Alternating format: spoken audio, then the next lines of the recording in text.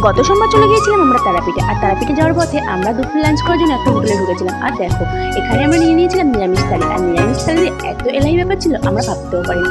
দেখো 14 রকমের আইটেম ছিল, বেগুনি ছিল, গরম গরম আলু ভাজা ছিল, শাক ভাজা ছিল, পালং পনির, ডাল, চাটনি, টক দই, মিষ্টি, পাঁপড়, আর ছিল আলু পটলের নিরামিষ তরকারি। বিশাল এলাই ব্যাপার। আর দেখো কত সুন্দর কাঁসার থালায়, আর সব থেকে বেশি আমার ভালো লেগেছে বাটিগুলো, যে ছোট ছোট বাটিগুলো আমার কিন্তু বেশ ভালো লেগেছে। আর দুপুরের খাবারটা এত সুন্দর লেগেছে খেতে, আর সত্যি কথা বলতে দারুণ লেগেছে। শাক ভাজাটাও ছিল অসাধারণ টেস্ট, আর যে পালং পনিরটা ছিল, পালং পনিরটাও কিন্তু খুব সুন্দর ছিল।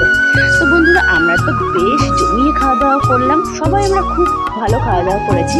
আমাদের ইচ্ছে ছিল ফেরার পথেও এই হোটেলটাই খাবো, কিন্তু দুর্ভাগ্যবশত আমরা এই হোটেলটা খেতে পারিনি, যেহেতু এটা ছিল রাস্তার এপার আর আমরা ওপার দিয়ে আসছিলাম।